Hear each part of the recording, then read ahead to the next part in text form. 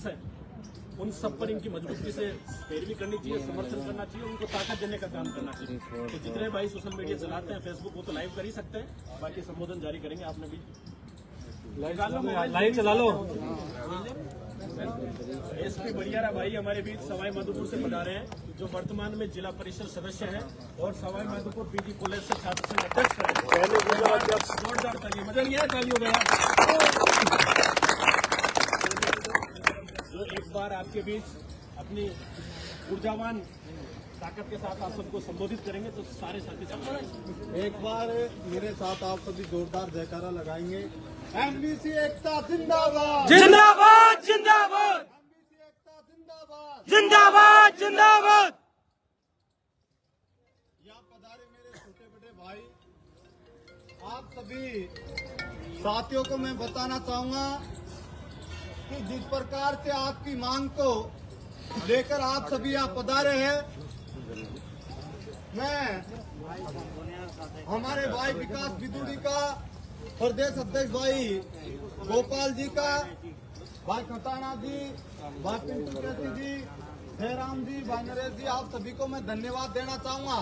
जिस प्रकार से भाई विकास बिदुड़ी ने जयपुर में रहकर हमारे समाज की आवाज को, चाहे 36 कौम की आवाज हो, जयपुर में हमारा समाज का कोई भी ऐसा युवा नहीं था जो हमारी लड़ाई लड़ता था जयपुर में, लेकिन आज इन्होंने लड़ाई लड़के अपनी पहचान बनाई। उसके लिए मैं इनको बहुत बहुत धन्यवाद देना चाहता हूँ। अब बात आती है हमारे इस चतुर्थ श्रेणी की। साथियों, मेरे से पहले वक्ताओं ने भी आपको इसके बारे में बता दिया। मैं तो ये कहना चाहूंगा कि मैं जिस विधानसभा क्षेत्र से आता हूँ, हमारे वहाँ के विधायक कैबिनेट मिनिस्टर है आदरणीय डॉक्टर किरोड़ीलाल मीणा जी, जो विकास जी के भी संपर्क में हैं। कल वो उदयपुर गए हैं, आज शाम तक आएंगे। हम सभी हमारा पक्ष आदरणीय डॉक्टर किरोड़ीलाल मीणा जी के पक्ष उनके सामने रखेंगे, हमारे समाज के और राजस्थान सरकार में मंत्री द्वार सिंह मैडम के सामने रखेंगे। मुझे पूरी आशा है, पूरी उम्मीद है कि मंत्री साहब हमारे बातों को सुनेंगे और सरकार के सामने मजबूती से हमारा काम करवाएंगे। और 100% मुझे पूरी उम्मीद ही है कि हमारा काम 100% होगा। आप सब हमेशा जब भी समाज के युवाओं के, चाहे सामाजिक हो, राजनीतिक हो या शिक्षा का मामला हो, जब भी हमारा इस जयपुर की धरती पर काम पड़े तो सभी, कोई किराए से रहता है, कोई क्या काम करता है, कोई धंधा करता है, कोई पढ़ाई करता है, सब एक साथ जुटते रहे। राजनीति में जितनी ज्यादा भीड़ होती है वही ताकत होती है। ताकत का पता भीड़ ही बताते हैं, इसलिए हम सब कभी भी समाज के लोगों का काम पड़े तो अवश्य पधारे। धन्यवाद।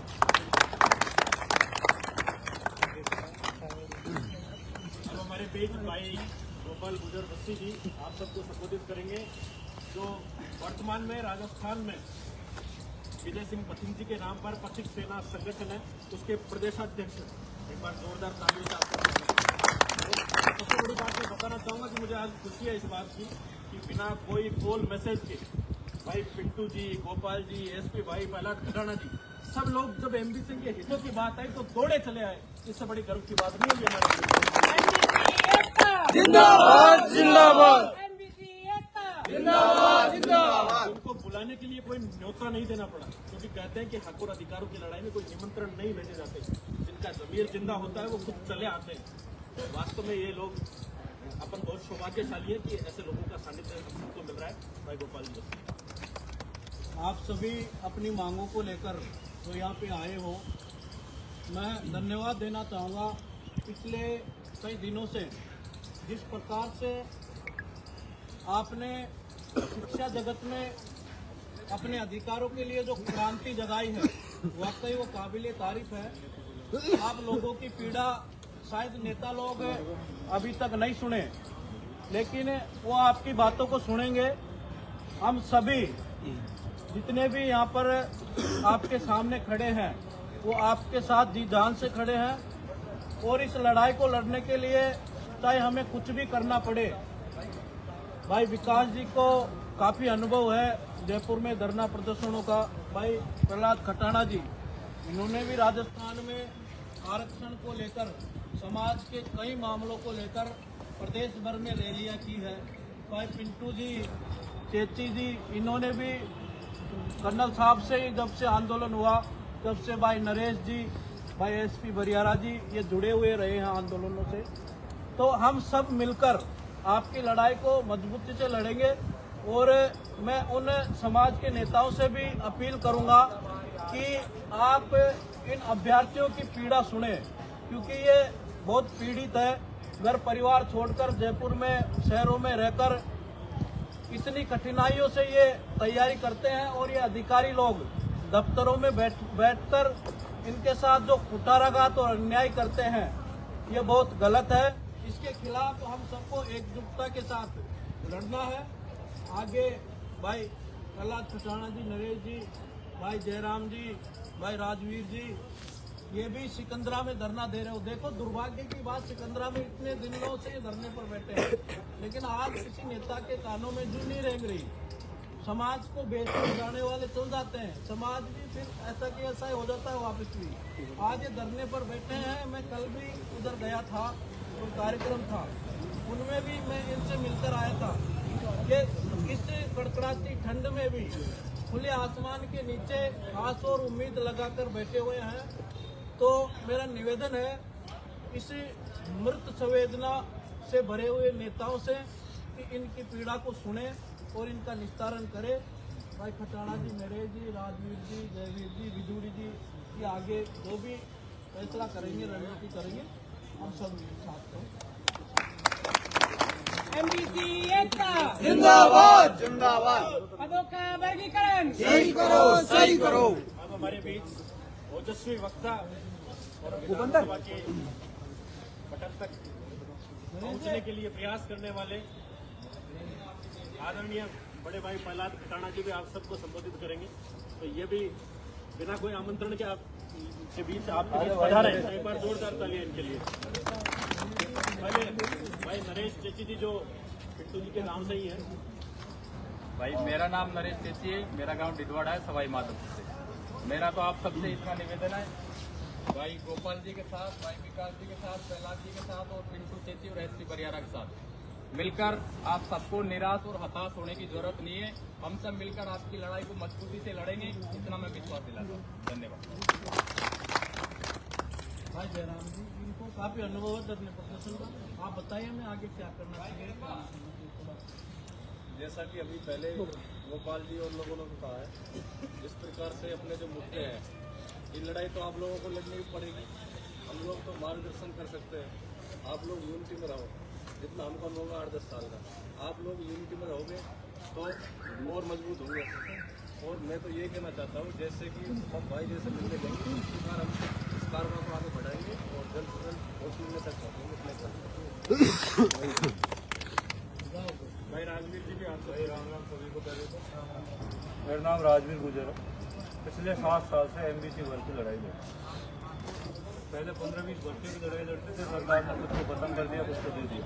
अब हमारी लड़ाई लड़ रही है 7 साल से चल रही है। पिछली बार 95 दिन का धरना सिकंदरा में दिया था, अब दोबारा धरना चल रहा है, करीब 50 दिन हो गए। 2019 के बाद में कर्नल साहब ने जैसे आरक्षण को मुद्दा पारित करवाया, उसके बाद में हमारा नेतृत्व कुछ ऐसे नेताओं के हाथ चला गया। आज हमारे समाज के युवाओं को सबसे पहले जरूरत है कि नेताओं को जाकर समझोड़े, उनसे पूछे आप कर क्या रहे। कर्नल साहब जाने के बाद एक तरह से हमारा समाज बिना नेतृत्व के अध्यक्ष हैं, आप भी जाके आए होंगे हमारे अध्यक्ष साहब के पास। अध्यक्ष साहब की वास्तव में संवेदन चल रहा है, इसके खिलाफ ही हमारा आंदोलन चल रहा है। मैं आज हमारे 372 साथी होंगे 2020 में 31 सितंबर 2020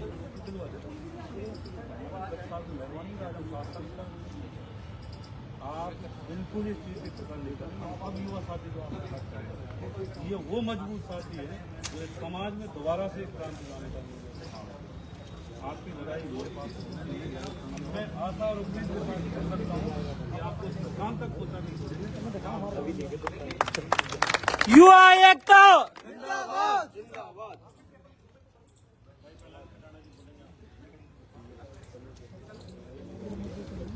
आपको सुनने के लिए सब लोग आप बताओ क्या करना चाहिए, इसमें क्या करें आप?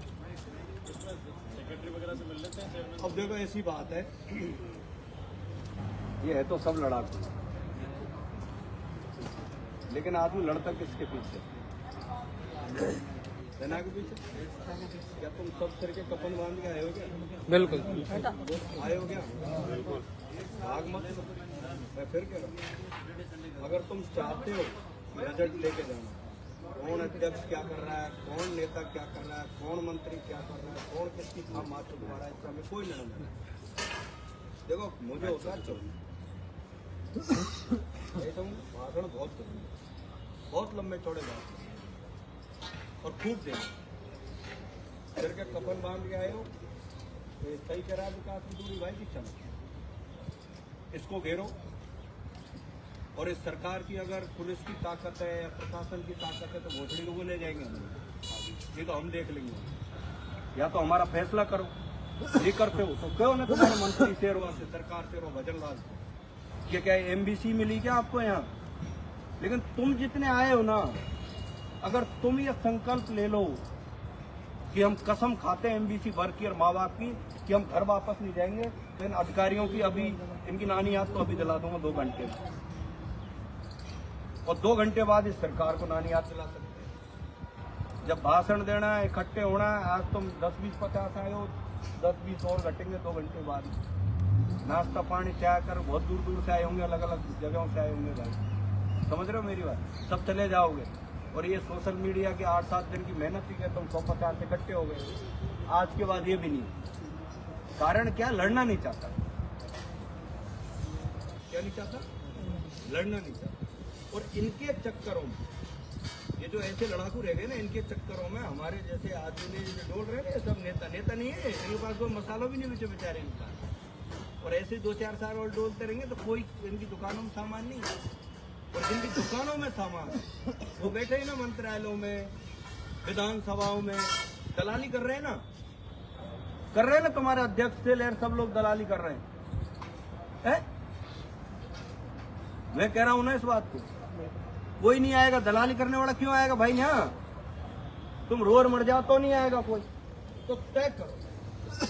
और क्रांति के लिए कोई भीड़ की जरूरत नहीं होती है, तुम तय कर लो कि हम यहाँ से सिर के कफन बांध के आए, इस कैंपस में से हम जब निकलेंगे, जब न्याय लेके निकलोगे, तय कर लो आप कसम खा करके।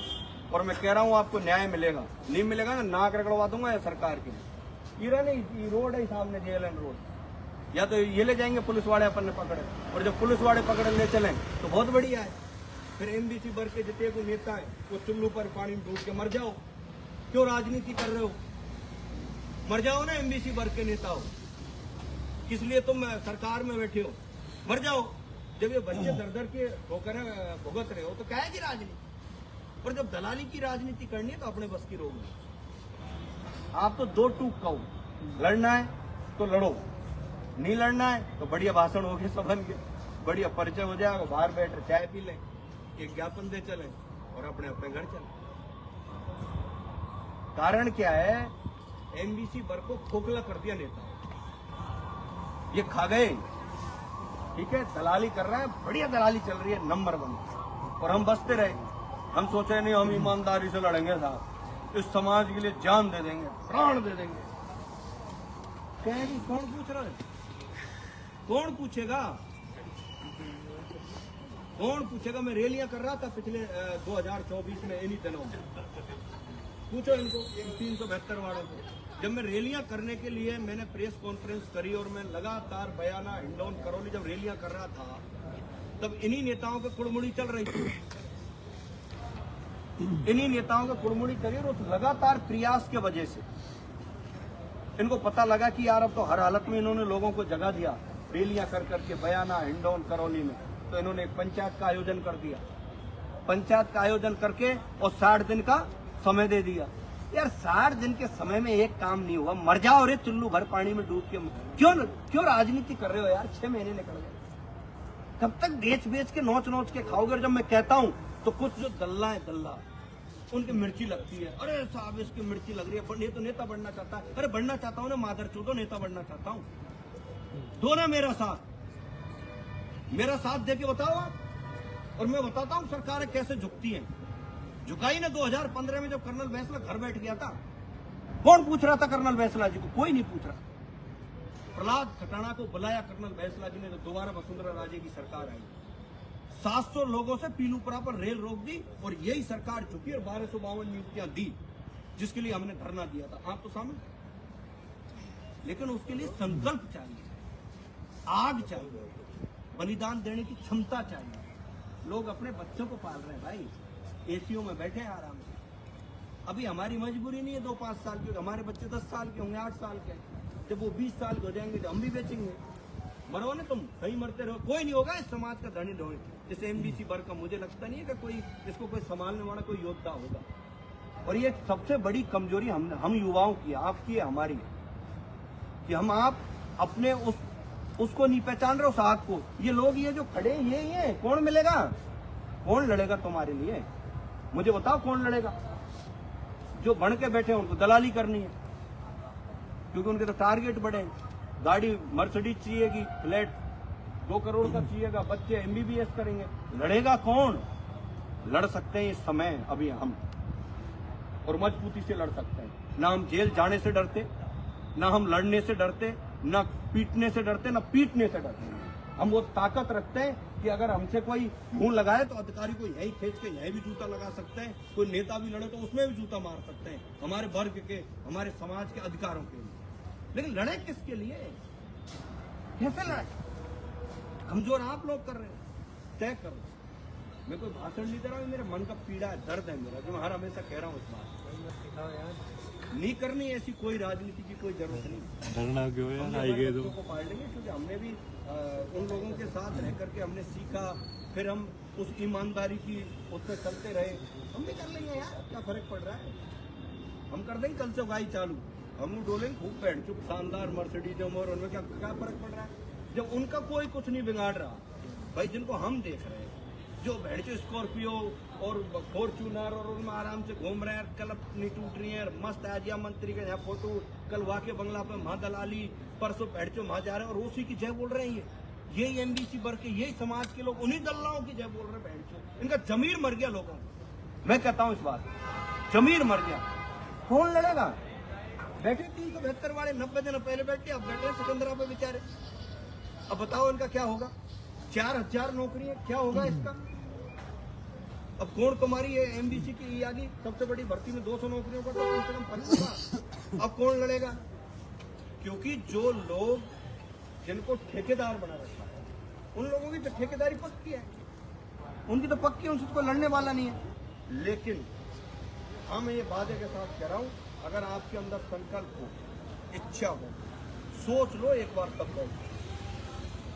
मेरे संग अगर यहाँ कोई ये कह देगा ना कि हम 15 हैं, लेकिन 15 वो होने चाहिए जिनके दिमाग में ये हो, भगत सिंह की तरह, चंद्रशेखर आजाद की तरह, जेल चलेंगे तो जेल चलेंगे और मरेंगे तो मरेंगे। 15 भी हम वो ताकत रखते हैं, उन समाजों में पैदा हुए हैं आप, हम सब लोग एमबीसी वर्ग के लोग, वो 15 लोग 1.5 लाख लोगों को सड़कों पर उतारने के लिए 1.5 घंटे में ला सकते हैं, वो हम जानते हैं कैसे। लेकिन लड़ना तो पड़ेगा किसी को। अब यार भगत सिंह दूसरे घर में पैदा हो, मरे जो दूसरे घर में मरे, ये तो असंभव। नौकरी हमें चाहिए, हक हमें चाहिए, लड़ना हमें। अब वो बंदूक की गोली तुम्हारे लग सकती है, मेरे लग सकती है, वो मुकदमा मेरे लग सकता है, चारों का और लग सकता है, लड़ लो।